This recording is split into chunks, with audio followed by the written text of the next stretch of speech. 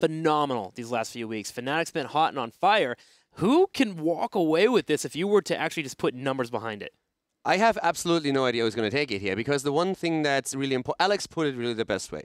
When it matters, Dignitas wins. Whenever they are in an offline environment, no matter how they went into the tournament, no matter how scrims look, they went into some of those offline events when they had not won a game in 20 online in scrims. Not one. And they came in and said, like, guys, for some reason we're off. This is not looking good for us. I don't think we can really do a lot here. We're probably going to end top 3.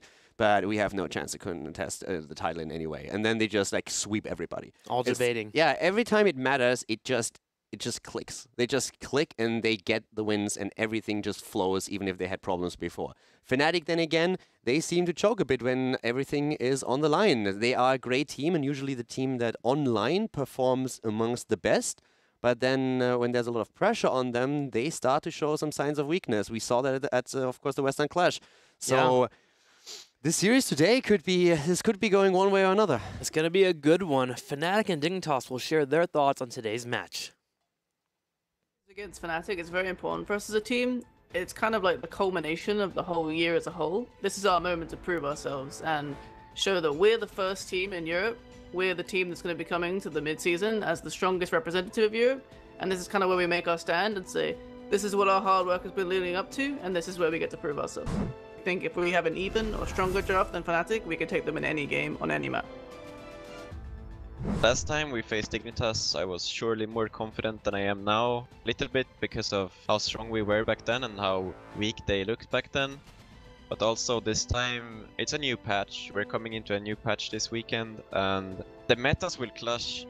We didn't scream each other before, so we don't know what the other team is trying to do. They might have had the upper hand in seeing us play versus Strict on Friday. I feel confident in our ability to win, but I'm not sure if I'm as confident as last time. And that just adds a whole new layer to this entire match. We are on a different patch. The Genji patch is out. Now, of course, you can't play Genji, but Cassia is playable. But we have new Uther in the rework. We also have a lot of the supports being popped up. The double support conversation that continues. Even though we haven't seen as much here this weekend in HGC Europe, it still looms over the head of these two teams. And there's a really important point that Shrimpy just raised. So as we were explaining, these teams scrim each other on a daily basis. So of course, if you have your next match coming up on the weekend against a certain team, you try to avoid scrims against them specifically, and you practice against others. But you still have, of course, a bit of an idea what they did in the past against you as a team. Right now, though, since the patch has been dropped, these two haven't scrimmed. So they, of course, have been watching the rest of the HGC matches. They've been scrimming against other teams in the standings, but they don't know exactly what the opponent is currently favoring, if there was an adjustment. So that was one of the things that we talked about, and it's super interesting, the situation that we're finding ourselves in. Yeah, how it's laid out. And all Dignitas has had here so far is to watch the matches of Fnatic. And what has Fnatic been playing for game number 1 the last couple of times? They've been playing Warhead Junction. So does that suddenly become a thing where Dignitas goes into scrims and say, we have to play Warhead, we have to get this practice down, and then suddenly Fnatic can come in and just not pick the battleground at all, and then suddenly there's these weird moments that are happening, this best of 5 series, all this meta will start to shape by game 3, game 4 that we just get to sit here and witness, which is awesome. Yeah, and think about what Fnatic also did. We asked them after last series when they played on Cursed Hollow a Zagara composition, and it looked for a while like they could, with Zagara, go either into a teamfight scenario and pick more, or they could go into Nidus and play around the opponent. And later on we asked them, okay, was that an adjustment you made when you saw your opponent's draft with your talents to just change the playstyle a little bit, or did you plan from the get-go what exactly you would like to do here? And Quackness in the interview was just basically saying, you know what?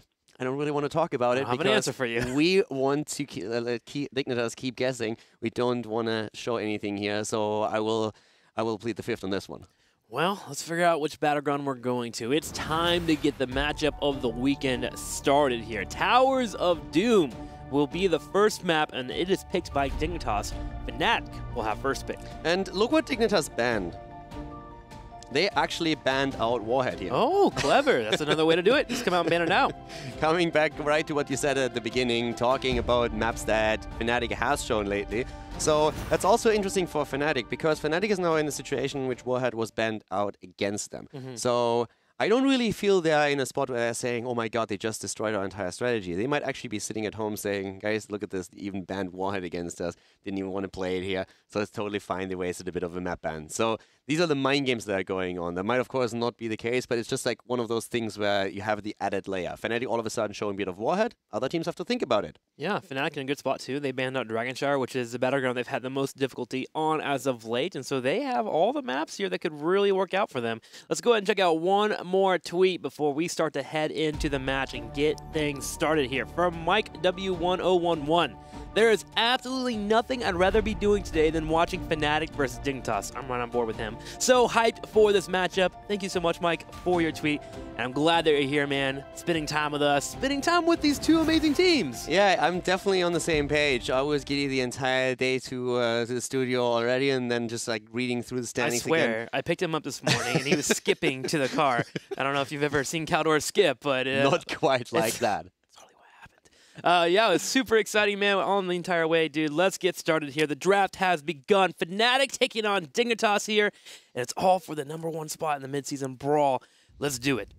We're jumping in. Towers of Doom is our first map, and as you can see, we have Fnatic thinking long and hard about their first ban, running down the clock here, which is actually a bit unusual considering. So they go into a ban on Abathur, Towers of Doom. We have seen a lot more Abathur being played, oftentimes in combo with a Greymane. Sometimes we see him, of course, also in other combinations. Tracer has been used, not so much in HGC, but in the past by both the teams in that setup.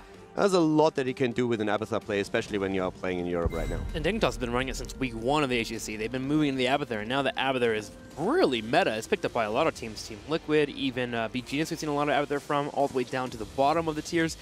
Banning it out makes a lot of sense here. Fnatic will be getting Falstad right away, which alludes to that global play that we are so used to seeing them on. And bam, Dehaka Malfurion. So globals all over the place. Fnatic decides to pick up Falstad over Dehaka, saying yes, we value him a bit more in this setup. Very good chance that we're going to see Quacknix on the hero, but as we said, most of the top teams have a huge overlap when it comes to hero pools as well, so they're a bit more flexible within the draft, so we could still see that shift depending on what they need to do here. Interestingly to note, we do not have Greymane picked yet. That might be another pick for Fnatic, but if they go into Greymane, they will have to switch one of those heroes around, because normally you see Shrimpy more so on a mage, and you then see the auto-attacker on the side of Quacknix. If they decide to go into a Greymane, which so far doesn't look like, that would be one of those situations where the hero overlap comes into play. Instead, we have Varian and our Zeratul. Zeratul gets the hard engages that flanks around, can help out with Dehaka pressure. Being off the battleground makes it hard enough for Dehaka to even move anywhere, especially with Falstad flying in. And then you have your hard engage that Breeze will pull off whenever he gets the chance. And also, if you pick the two in a combo, then you also deny your opponent a good tool against Zeratul. Yes. So if they only pick Zeratul now and leave Varian open, there's a very good chance that we're going to see Dignitas pick it up a little bit later on, since he's with a taunt such a great tool to use against a Zeratul player. Charging in, locking him down with a taunt, and then a quick burst, and there he is down already. So in that setup, great choice by Fnatic, showing strategy already, saying, okay, we want Zeratul, and we want to make sure that he doesn't get taken out. Wow, so Dignitas will actually ban out the Li Ming. Li Ming's kind of fallen off a little bit in the HGC in terms of win rate, but she's still a deadly combo when you combo it here with what Fnatic has. They have Varian engage into taunt, which is the easy orb into, of course, missiles, and then you have Zeratul, who can also hit a Void Prison. If you time out that orb, you can chunk multiple members. The resets in that situation are fantastic for Li Ming, so at this point, Dignitas saying, okay, let's get the Li Ming out of here. Another big question, of course, for us is still what happens with the Nubarak. One of the teams is very likely to take a closer look at him. We could even see Fnatic with a ban on a Nubarak, depending on what they want to do. But Gul'dan is another hero that we have to really consider here. I would not mind for Fnatic to maybe even get rid of him at this point, since we've seen Mena on Gul'dan so many times, and the horror fights that he has are just frightening. And a Nubarak would look good here for Dignitas in particular, having that Dehaka. A Nubarak would give them the engage they would like, so Dehaka could have those links come in from the backside. So Fnatic thinking about what they would want to get rid of. I think overall, I like both the Gul'dan and the Nubarak as options, just for the sheer fact that Team Dignitas just has pure good pickup so far. The Malfurion and then Dehaka for rotations. The Nubarak banned, okay, I like that. That leaves, of course, Gul'dan as an option open, and we still have Arthurs also open. Dignitas has shown a huge tendency to play Arthurs as well. Oftentimes we have Zelia on Dehaka here if the need be, but they have also that hero overlap that we've been talking about, so they can shift that around a little bit, and we've seen that from both of these teams several several times. So Arthas is still an option. We've been talking about Gul'dan that they could also use here. I feel Nuburak in particular was a good ban for Fnatic though, and now let's see how Dignitas is going to react to this. They still need a second frontliner. They have no damage set up for themselves just yet, so this is definitely what they need to focus on. Yep, still have the Arthas and the Greymane floating around. The Greymane falling a little bit off in value because you don't have the Abathur that we would normally have in tandem with them, but still a great pickup, especially for Snitch here, who had fantastic last week when we had him on the Greymane. So we'll see if Dignitas will move into that route. Other options available for Dignitas, they have played a little bit of Zul'jin, but again, that's with that Abathur there on this battleground, so probably not going to see that option. Yeah, if you actually use now, if you're going to set up at this point where you're saying, okay, we want to have something like Greymane and we put Snitch on it, then you also have more or less locked down that Xaylia is going to be on the Haka. So Tyrael being played, this is going to be JPL on him, and we are still looking for a hero for Mane. So this is where that hero pool comes a bit into play. Mane can just adjust to whatever is happening here now. Of course, there is still a Gul'dan available. A lot of other mages are also still open, but Fnatic has the next double pick, and they can in this setup now, of course, first of all, they need a healer. They need one support, and then the question is, do they supplement this with an additional backliner? That is the question. Zeratul and Varian manning that front line in the Void Prisons. Now, of course, on the other side, Dignitas does have that Tyrael. It's a Sanctification versus Void Prison conundrum that you're trying to pull out and see how that works out. Especially with Greymane wanting to dive there, a Void Prison can stop the Sanctification. With a different setup, I would have said for Dignitas, Chromie would also be an alternative. Now, if you pick a Chromie, I think you can still make it work, but you are finding yourself in a very difficult position since that Zeratul can just execute so much pressure onto Chromie. So this is one of the things where oftentimes when you don't get the Li Ming, you're looking at the Chromie. Can we make the Greymane happen together with her and just make sure that you poke with the Chromie and then you secure the kills with Greymane? But this would really be a big risk to take on the side of Dignitas. We now have our Uther and our Gul'dan. Question for me, is it going to be the Divine Storm Life? If you move in, how about with the Void Prison, do the lockdown, also stop the engage onto your Gul'dan, just stun into Divine Storm, helpful against that Greymane, and also make sure that you don't have to use that Void Prison against the Tyrael, and suddenly Sanctification is a very hard tool to pull off. We go full old school here, Divine Shield, Shadow Assault. Oh, there we go. I don't really think that's going to happen. Typically, another commentator on this side would be like, Caldora, you're crazy, but you say that to me, and I'm like, hey, let's dive in on that Malfurion. To be honest, if they would do it, then I would more so see it if now Dignitas starts to pick a Chromie, and then you just say, okay, we're going to kill her, we use 2 ults for that, but I think the chances that we are seeing Shadow Assault on Zeratul are slim. Probably a little low. Slim to none, I'd say. On that slim fast diet. Void All right. isn't too good. 5th hero coming in here. We have our 2 warriors, we have support, so looking for more damage, it's going to be the Chromie, so there we go. All right, so they do it. They take the risk. Chromie against Zeratul. This is Mena just saying, boys, I got this. This is them talking to Mena and Mena being, hey guys, I know there's a Zeratul on the other side, but you know what? I really don't care. I still have this. I'm going to play my heart out here. You make sure that on Malfurion on 1, you go straight for the scouting drone probably, just so you have a bit of an idea of where Zeratul comes in, and then I got this lockdown cold. Yeah, Chromie can play around it. If she anchors herself with a time trap well enough by bushes, she's in a good spot. The Time Walker's Pursuit that you mentioned earlier at level 1 gives you a lot of control, and you're in a good spot. And then you have 2 warriors. Dahaka can flank in if need be, but Tyrael can also make a big engage by moving the Aldruin over to your Chromie and bringing out those shields, which can be helpful. So Mayday, really hoping that his team will help him out and going to do his best to shut down the Zeratul. Trust. Trust. It's all about trust right now. It's all about the trust life. A little grubby reference right there. All right, so there was a clip yesterday. Right? Okay. I'll show it to you later. Fnatic, Gul'dan, Uther, Zeratul. They have pretty hard engage, honestly, and they have the threat of Horrify, which has been a big staple in the last couple weeks for the HGC. How will Team Dignitas handle that pressure coming their way? I think they need to have that coordination that we've been talking about, and especially, of course, Main has to be able to trust in his teammates. A scouting drone would be a great tool at the beginning. Then we have, as he said, the 2 warriors that can help out too. But Fnatic is the one that have to look for these kills, because in the end, they need to be the ones engaging, since Fnatic is going to be super happy, Dignitas is going to be super happy, sitting back, poking with Chromie all day long, up to a point where Greymane says, now I have an opening, I can go in for the kill, and then the team engages. So I think Fnatic is the one that has to make these decisions. Now we start our fight, since especially around the altars, when you try to channel, if you have that Chromie on the other side against you, chances that you get that altar through are very slim. So they need to be the ones that at some point flip the switch. We'll see if that will be the case here. Now, we are talking about a big rivalry here, and people continue to talk about the matches. You guys are just flooding us with tweets, so let's look at a couple more here before we start the matchup. From Matt, explain the Team Dignitas versus Fnatic matchup today so non-esport watchers like, it's kind of like the Yankees versus the Red Sox. Yeah, it's kind of like that. I'll take your word for it. That's that basketball game. You know, I know the sport. I just not familiar enough with rivalry here. Football soccer has El Clasico. We have Fnatic versus Dignitas. What a rivalry. I am hyped, baby. Yeah, I'm actually finding myself slipping a little bit into that soccer trap now that I'm in NA, just simply because people don't understand what I'm talking about when I talk about football. It's frustrating. Yeah, man, you're confusing us. We know a football is a foot long.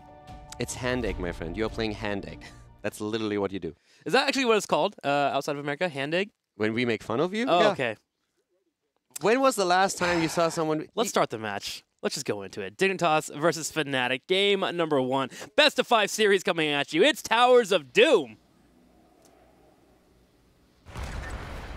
And it is on. We have the match that we all have been waiting for. Dignitas going up against Fnatic. We are on our first map. It's Towers of Doom, and to the left side, we have in blue Team Dignitas with Snitch on Greymane, JPL on Tyrael, Bakery on Malfurion, Mena on the Chromie, and Zelia on Dehaka. Fnatic in the right, in the red. We're going to have Wubby on the Zeratul, Smexy showing off the Uther gameplay. Quacknax will be playing Falstad. We're going to have Gul'dan played by Schwimpy, and Breeze will be on Varian. Such an important match for both of the teams. It is all about claiming victory, getting that #1 spot. And in this case, of course, the teams clashing for the first time in 2.0 against each other. Who adjusted to the new meta the best? Who comes in with maybe a pocket strategy that can secure victory in the end? Kicking things off on Towers of Doom, and already down to the bot lane. A bit of a trap set up here with the Uther, but it looks like we're just going to see it 2-on-2.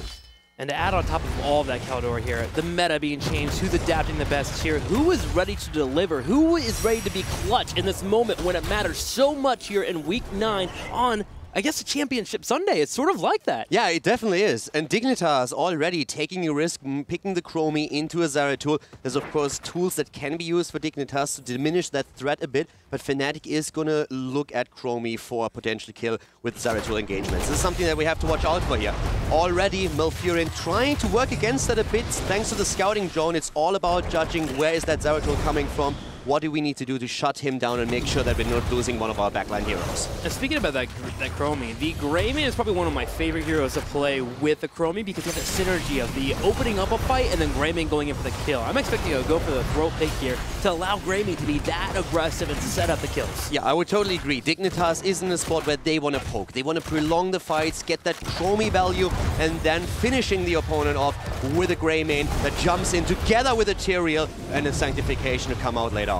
So look at this. Look at Smexy's mana bar versus Mayonnaise right here. This is all down to poke. Smexy is down to half a mana bar already while Mayonnaise at 3/4. The poke from Chromie, if she's landing her shots, is way too difficult for Uther to actually set the heals. Also, the armor might not be there in time for him to actually get value out of those heals unless he's setting up for a combo that's coming his way. So Uther having a very difficult time dealing with that Chromie poke that will be occurring. We are now in the 3 altar phase. Dehaka and Falstad will scuffle in the top left while Dignitas is working on the bottom altar. Yeah, we have Zeratul moving to the top. Falstad interrupting Dehaka for now, but down here Schwimpy's in trouble. He's getting chased. There's 4 heroes currently on his heels, and he has no help. JPL wants to go in, gets drained, and Schwimpy survives. Solid play there by Schwimpy. The top left finally does get moved on here from Fnatic, as Dignitas is putting a lot of pressure on that Gul'dan, but that takes resources away from that top left altar. Fnatic rotates properly and gets the first 8 shots of the game. Good body blocks here by JPL in particular, but Chromie is falling as well. Chromie down, so that's a kill for a kill. A trade in the end with Fnatic currently slightly ahead in the core points, taking 2 of the early altars.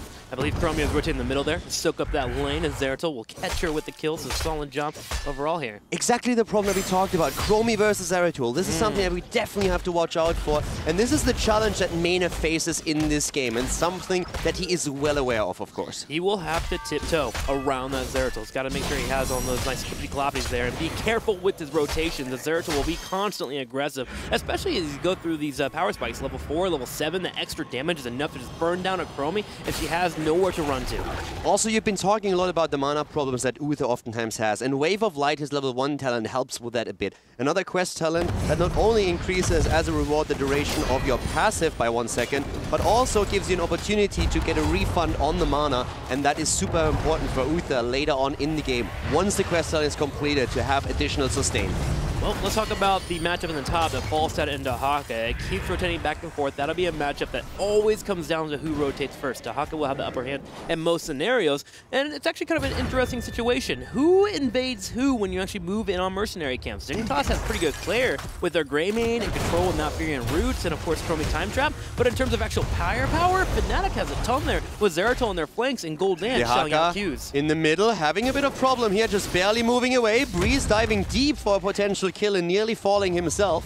Now we have level 7 talents on both sides. Cleanses are ready on the side of Malfurion, and we have, of course, now 2 more altars in the game. Both of the teams with even talents are looking for it. Scavenger on the left here. Look out for that Zeratul. Here comes the shots popping out to slow down Wubby on that channel. Dragon's Eye does connect here with Uther. The bottom was grabbed by Dignitas. One lone ulter here in the middle. Falstad is hit by a drag. Yeah, Falstad in trouble and goes down. Good kill for Dignitas, opening this up with a 5 versus 4 situation.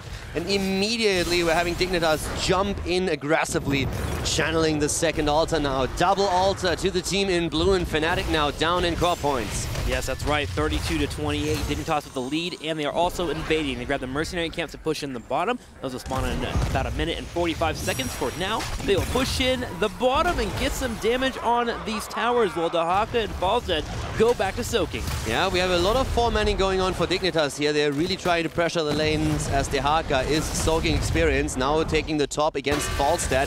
Quatnix is there. Zelia already looking for that drag at this point. The two of them just dancing around each other.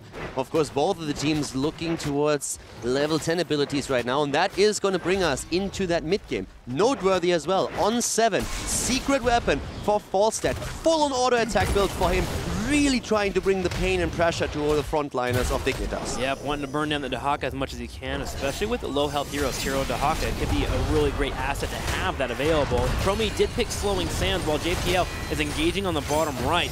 3 more mercenaries pushing in on that bottom lane as Dignitas grabs level 9. The pressure coming from Dignitas at this point for sure. They're trying to siege up on that bottom position. Zeratul is making a rotation into the mid lane for the experience. But as you already pointed out, Dignitas is starting to get a slight lead in experience, which could reward them an earlier level 10. Wubby needs to be careful here. Shots fired by Chromie once more, but Bakery is not close enough to lock that route down properly. Dignitas not getting the kill here. They are close to level 10, about a quarter of experience away from it, while over on Fnatic's side of the camp, they are 9 1/4. So 10 is the next big goal for our teams. And at level 10, Heroic Spike for Fnatic goes up pretty heavily. Void Prison, you have potentially Mighty Gus. I'm assuming it's going to be Mighty Gus. Gul'dan here with the Horrifies. Varian with finally those engages he wants. Yeah, this is definitely one of the things where Fnatic has a massive spike. It's true for both the teams, obviously, but I would give Fnatic a bit of an edge when it comes to the power of the level 10 abilities here. Even though Sanctification can deny a lot to Fnatic. Altar spawning in 5, there's the Gust. We have the Void Prison also on the side, and Uther going straight into the Divine Storm here. It's all about the CC, all about the control. Both teams level 10 here. Time trap hits here. On Breeze in the bottom left. Here comes Wubby. He's diving in on JPL. He will harass him here. Getting down to half health. Falstad continues to get shelled upon by Baker on the back left. Snitch looking like he wants to go in for a kill. No resources traded yet. Dignitas holding back their cooldowns here. Wubby falling into another time trap for a second, but both of the teams dancing around, trying to look for an opportunity. Schwimpy eating a bit of damage, healing himself up once again. Breeze looking for the engage, looking for the taunt. The Horrify could follow up. Dignitas moving in really well here, setting up on the bottom left. The drag does hit on Uther. He takes some damage. The siege damage coming out from Mane. Too late though, will not connect. Still a 5 versus 5 down here at that bot lane. Schwimpy needs to go back and tap, and does that immediately on the lane. JPL going in. Bakery with the channel attempt has to interrupt. The fear comes out. Horrify is in. Sank is on the ground though. Sank has been used. Slowing Sands have been moved up. Dignitas has inched their way into the area. They are starting to channel the altar. Bakery will get it. Another 4 shots going over to Dig.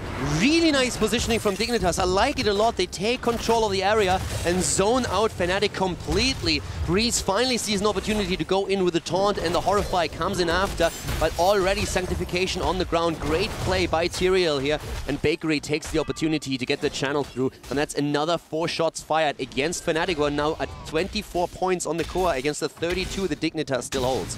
Both teams grabbing mercenary camps here. Fnatic will grab it here on the right. Now, do note Uther has grabbed the Divine Storm, so that engagement will be available for Fnatic. But Dignitas keeping up with the pressure. We have Dahaka in the middle, rotating the top lane, and all 4 members for Dignitas heading towards the bottom.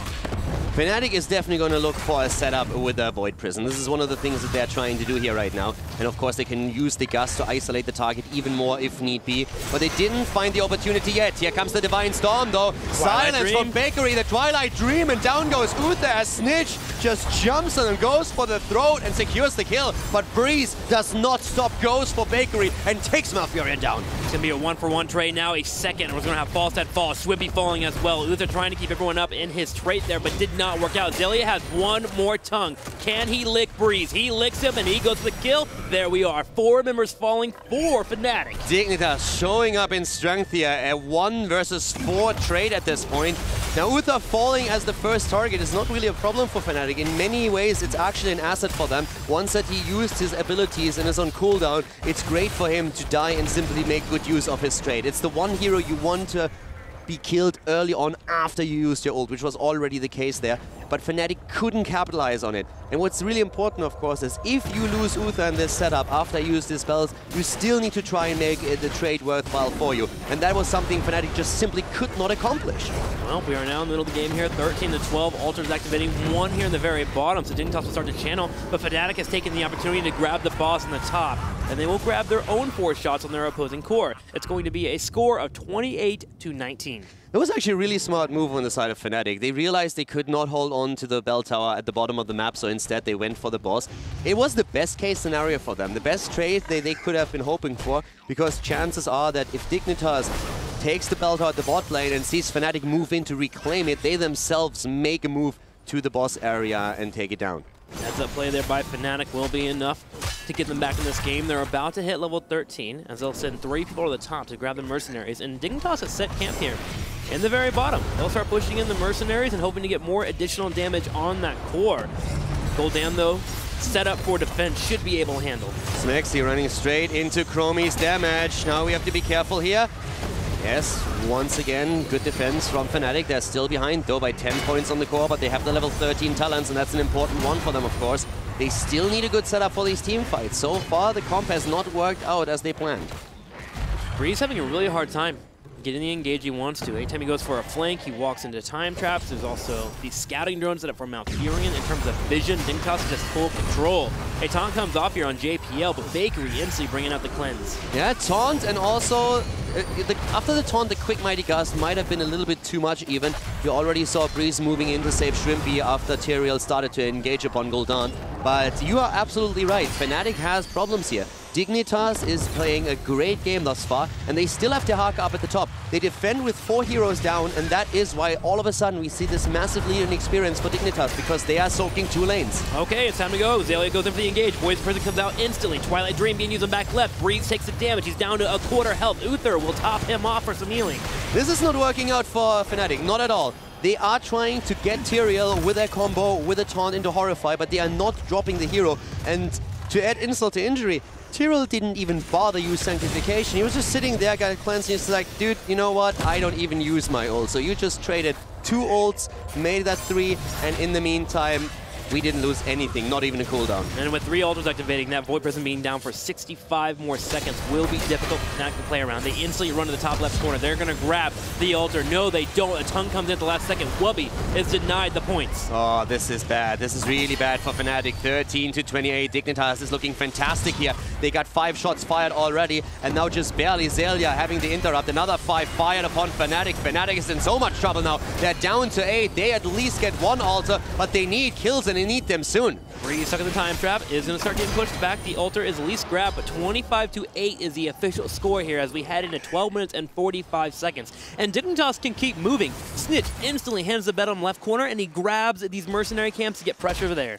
And the problem that we are currently also having is if you just look at what we are seeing on the board in terms of experience, Dignitas has secured a massive lead. The level 16 talent is giving them a great power spike here. And Fnatic is now 1.5 levels behind this. They need to try and make some kind of play. The question is when and where. They are aiming to reclaim the bell tower down to the bottom since we are having Dignitas still holding 5, but it's really difficult for them to pull this off. They're trying to set traps up at the top. That's what they're currently aiming for. They're playing with a vision, but they are just not in a position where they can make any big plays. And Zelia is playing this so smart. He doesn't see 2 heroes on the map. He's just sitting back at the wall, says, guys, I'm not moving out here. Forget about it. If I don't know where you are probably going to try and lay a trap for me. Yep, Zelia playing patiently, and he can afford to here, especially with the lead that Dignitas has. Bakery on the back left corner does scout Falset coming in with the scouting drone. Mighty Gus is available. Here is a Void Prison, but Fnatic's actually going for a play here. They're going to try and Mighty Gus a few members into the back line, but the Dahaka burrow is enough to stop him from dying, and Quacknix falls. Bit of a desperate move, a double kill. It was a great idea, but the problem is we had the cleanse ready and the burrow on the Haka. Nobody gusted into the death zone. It was a good thought, a little bit desperate at this time, and Fnatic is not looking pretty right now. 2 points on the core. They lost 2 members. They're still behind the talent. We have 5 bell towers in the possession of Team Dignitas, and Dig is looking super solid on this first map. That they are. They're in a lead here of 23 points. They only need 2 more shots on the core, and they will have 2 opportunities to do so. The top right and the top left altar is activating in 20 seconds. With the bottom lane pushing, the middle lane pushing, Dignitas heads straight over to the altars and sets up camp. They only need 1. They only need a single altar or a boss, and this is over. 10 more seconds. Fnatic has 16. It's now or never. This is the time. This is when you have to move in. You can't get zoned out. Tyrael has sanked. They can literally just simply sank the turn in. And this is something that Fnatic has to disrupt right away. They need to go.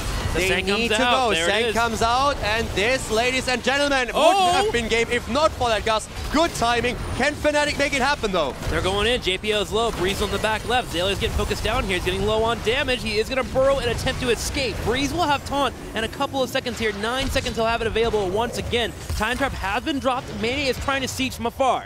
Mane is trying to set that siege up right now. Smexy is already on the channel. Mane moving in from the bottom, and they're getting against the Chromie. This is so difficult to pull off. It's nearly impossible, but Fnatic has to do it. They only have 2 points. Here comes the quick ult on the side of Uther. Horrify comes out as well.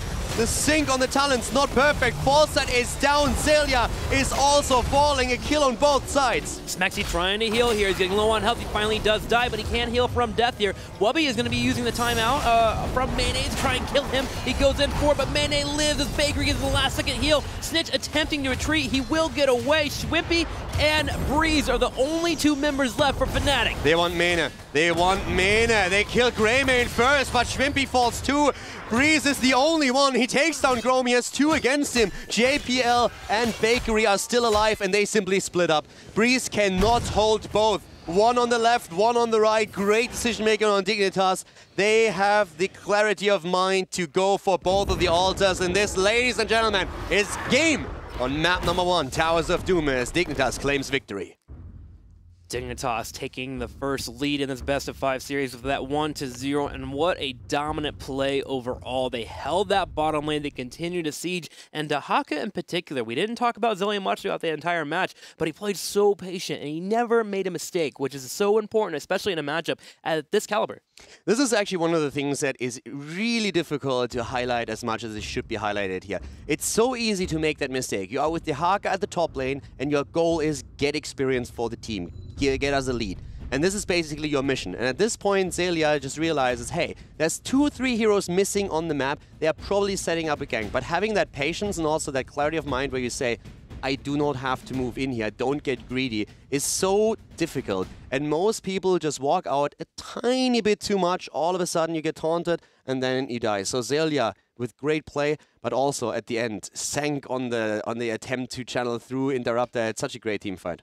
And gotta yell out both Bakery and Mane here. The control on the Zeratul was perfect. The time trap setting up, the Time Walker's Pursuit, the scouting drone from Malfurion, every single time that they needed it for a spot that could be pivotal for Fnatic to go for an engage, it came out and it was on point. So solid job overall by Dignitas. They definitely showed up here in game number 1 and are expecting to put on a really solid match. A few of them want to grab a 3-0 today. Yeah, one of the things that was actually really impressive to me is how well they positioned as a team around objectives. One of the first altars that we had at the bottom of the map, Fnatic controlled that at the beginning of the fight. But Dignitas pushed in slowly and steadily, and always in a fashion where they controlled each and every entrance towards the altar, and they zoned out for the one hero to channel it through. It was really well done, and we saw that throughout the entire game. There was one kill against Mena on the Chromie, but outside of that, Fnatic just didn't have the angle. They never really found an option to move in, and that resulted in the end even in the attempt to just gust into the death zone, which was also interrupted by, first of all, a cleanse. We saw the burrow on the Haka.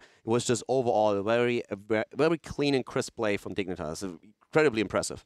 Well, we're going to gear up for game number 2. We'll be right back. Dignitas and Fnatic setting up.